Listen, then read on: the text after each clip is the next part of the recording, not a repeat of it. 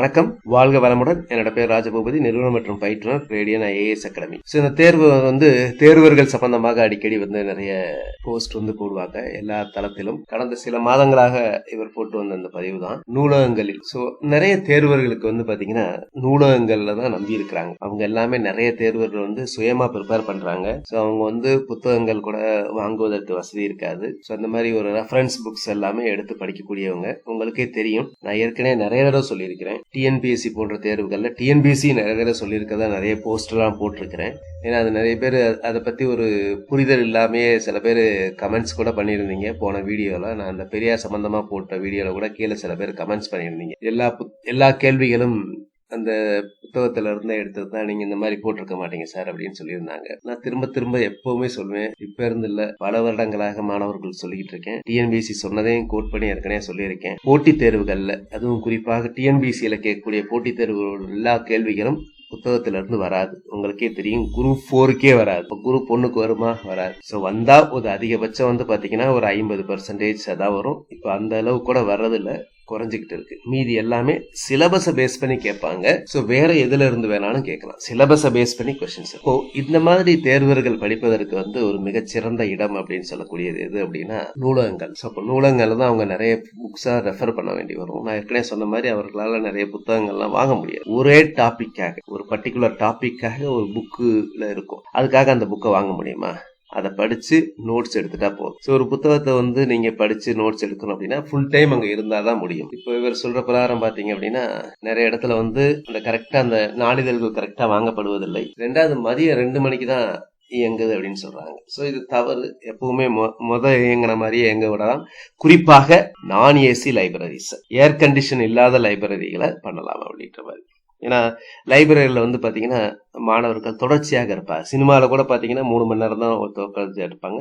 இங்க பாத்தீங்கன்னா கூடுதலாக இருக்க வேண்டி வரும். சில பேர்லாம் உங்களுக்கு தெரியும், லைப்ரரியெல்லாம் முன்னாடியே, அதாவது ஒரு காலையில 8 மணிக்கு ஆரம்பிக்குதுன்னா அதுக்கு முன்னாடியே போய் உட்காந்து இடம் பிடிச்சு கடைசியில லைப்ரரி மூடுற வரைக்கும் தான். சில இடத்துல 8 மணிக்கு மூடுவாங்க.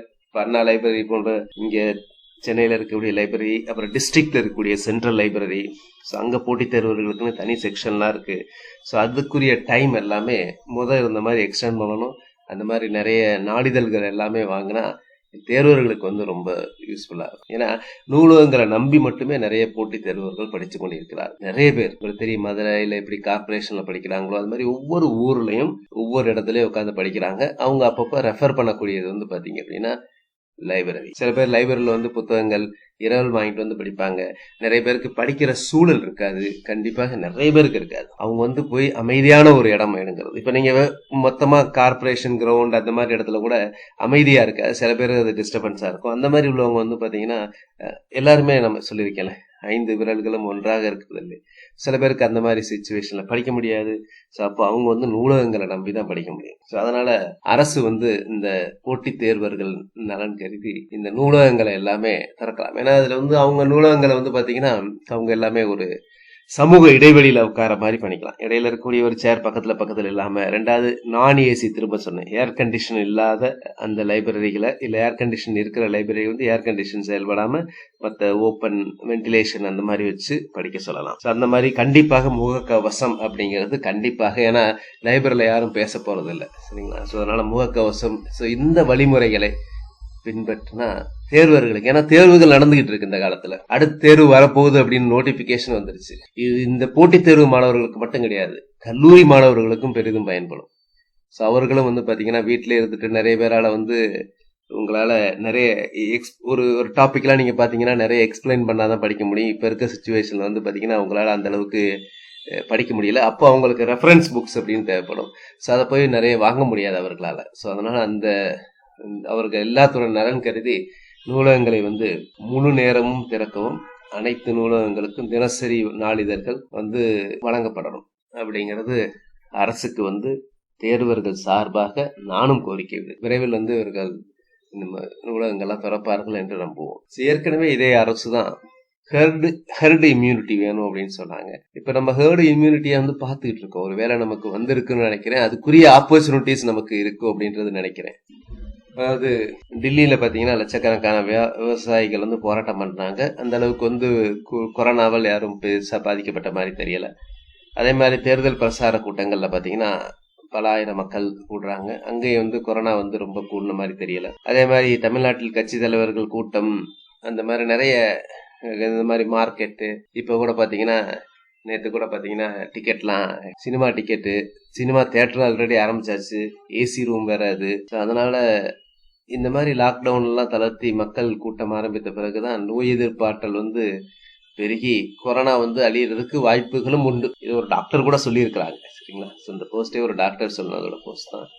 ஸோ இருக்கலாம், எதுவும் இல்லை அப்படின்னு சொல்ல முடியாது. ஸோ அந்த மாதிரி ஹர்ட் இம்யூனிட்டி, இதுக்காக தானே நம்ம லாக்டவுனா ரிலாக்ஸ் பண்ணாங்க. அப்படியே வீட்டுக்குள்ளே இருந்து திரும்ப வெளியே என்ன எப்போ வந்தாலுமே பிரச்சனை தான். ஸோ அதனால கண்டிப்பாக இவர் சொன்ன மாதிரி இந்த நூலகங்கள் இதை வந்து அரசு வந்து பரிசீலனை செய்து விரைவில் வந்து ஒரு நல்ல நடவடிக்கை எடுக்கும் நம்புவோம். ஸோ எனவே மாணவர்கள், கல்லூரி மாணவர்கள், பள்ளி மாணவர்கள், அதுக்கப்புறம் போட்டித் தேர்வர்கள், இவர்களுடைய நலன் கருதி நூலகங்கள் வந்து முழுமையாக செயல்பட வந்து அரசு வந்து விரைவில் ஏற்பாடு செய்ய வேண்டும். உங்களுக்கு அங்க வந்து சமூக இடைவெளி கண்டிப்பாக, தனிநபர் இடைவெளி கண்டிப்பாக அங்க வந்து கடைபிடிக்கலாம். ஏன்னா எல்லாருமே வரப்போறதில்லை. சரிங்களா?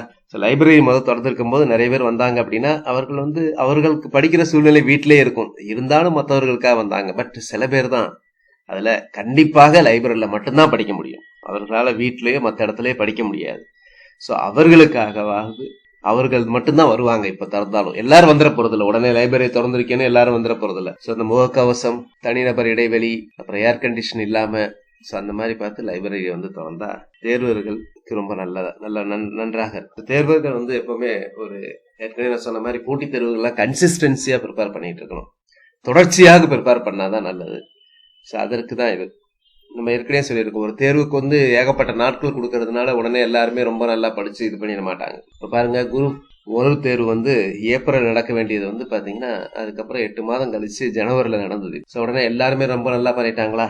கிடையாது. சரிங்களா? சில சமயம் டைம் கொடுக்கறதுனால அவங்களால ஒழுங்கா கூட ப்ரிப்பேர் பண்ண முடியாம போயிடும். அப்பயே நடந்திருந்தா கூட இன்னும் நல்லா பண்ணியிருப்பாங்க. ஸோ கேள்விகள் ரெண்டுமே ஒரே மாதிரி இருந்தாலும், அதனால போட்டித் தேர்வு மாணவர்களுக்காக அரசு வந்து விரைவில் நூலகங்களை வந்து முழுமையாக திறந்து வைத்தால் கண்டிப்பாக அரசு செய்யும் என நம்புகிறேன். குரூப் 1 அந்த ப்ரிலிம்ஸோட கட் ஆஃப் வந்து கால்குலேட் பண்ணிட்டு இருக்கேன். கொஞ்சம் டைம் கொடுங்க, இன்னைக்கு அல்லது நாளைக்குள்ள உங்களுக்கு அதை வந்து தெரிவிச்சதை கீழே டெஸ்கிரிப்ஷன்ல அந்த லிங்க் இருக்கும். சரிங்களா? ஸோ அந்த ஃபார்மை ஃபில்அப் பண்ணுங்க. ஸோ அதில் கொஞ்சம் நிறைய பேர் வந்தாதான் அவங்கள பேஸ் பண்ணி தான் நான் எல்லாமே கால்குலேஷன்ஸ் எல்லாமே பண்றது, உங்களுக்கு தெரியும். ஸோ அதனால அந்த ஃபார்மை ஃபில்அப் பண்ணுங்க. குரூப் 1 எழுதினவங்க, ஃபர்ஸ்ட் டைம் இந்த சேனலை பார்க்குறவங்க சப்ஸ்கிரைப் பண்ணுங்க, உங்க நண்பர்களுக்கும் பகிரவும். நன்றிங்க.